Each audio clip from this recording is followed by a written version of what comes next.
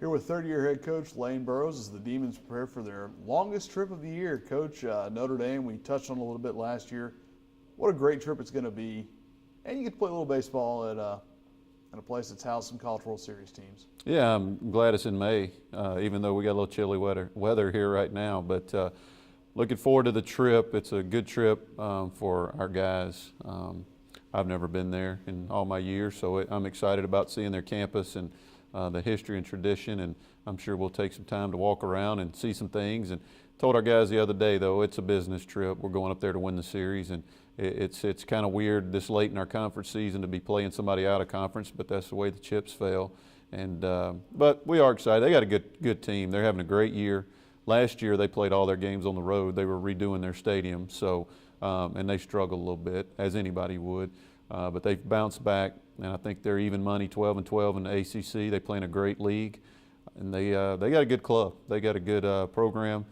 Coach Aoki's doing a great job up there. He did a good job at BC, and now he's doing a great job at Notre Dame. And we're looking forward to going up there, making the trip. We got a lot going on. It's during exams are beginning. A lot of our seniors are taking exams this week, and next week everybody will be in the middle of it. So right here in the middle of all this road trip, we got exams and graduation and a lot of stuff that can really take your mind off what the task at hand, and that's playing baseball. So a lot of built-in excuses. What we told our guys, we got to find a way to focus, and that's the main thing going down this stretch, is to focus on the task at hand, whatever it may be, whether it's your exams, your schoolwork, or playing baseball. So it could be interesting. We're looking forward to it, and we're ready to get up there and play some ball. Power conference schools, you've played Baylor this year, you played at LSU. Different mentality going into a weekend series at a place like that? Yeah, I think it's a different mentality in the aspect of it's this late in our conference season and we still have a chance to win our league. We will not by any means kill any of our starting pitchers, and we've already told them that. You know, we're not going to take the weekend off. Adam's going to start, Josh is going to start, Jeff's going to start if they're healthy and they're ready. But we're not going to, you know, Adam's getting close to 100 innings, and he didn't even pitch 100 innings last year, and we still have 3 weeks left and then our tournament. So you're looking at probably 4 more starts for those guys at least. So we're going to go up there to win, and I'm sure they'll take the same approach, but we're not going to stretch those guys. We're going to put them on a pitch count, and I think it's a good time to do that, good time of the year. And again, we want to win. We're going to try to win. We're going to do whatever it takes, but we're not going to stretch our starters deep in the games, and we'll see how that goes.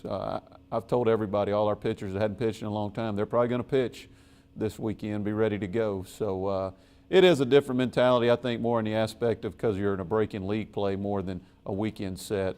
We know we're going to see good arms, and we know they got a good club. So it's go up there. It's a good opponent this late in the season to hopefully get us ready for what we hope's a good stretch run, conference tournament into a regional. These are the kind of clubs you're going to play in these kind of environments. Are you going to bring your boxing gloves to the mound if you have to go take Adam Aller out on Friday night, or are you just going to keep him in the dugout? Because even Friday night, not his best start necessarily in a complete game, but he finishes it and looks really good the last 2 innings. But it's like a dog with a bone trying to get him out of a game. Absolutely. Number one, I'm too old to box anybody, so no, that won't be happening. We've already told him. We told all our guys our plans, and even the other day, Josh, as he pitched into the 8th, and we went and got him after he gave it 2. He didn't put up much of a fight. And usually he does. I think he was hanging a little bit. You can tell when they don't put up much of a fight. And I told Adam Friday night in the 5th inning, I said, I'm taking you out, and he kind of gave me that look. No, you're not. And you saw him in the 7th, 8th, and 9th. He was sniffing the end and saw a W and a chance to help his team. And I thought the last 3 innings he was lights out, and he was Adam Aller of what we're used to seeing. So they know our plan. We'll see how it goes.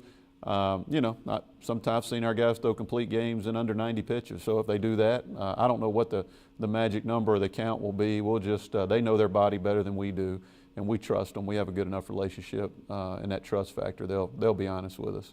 It's a long way to Notre Dame, but there are some ties.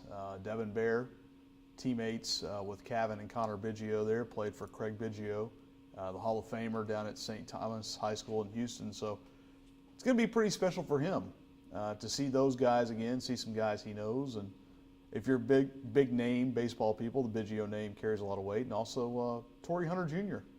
on this Irish roster. So big conference, big names, but good for Devin to go see some of those guys he's played against. Oh, I'm or sure. played with. Yeah, I'm sure it will be.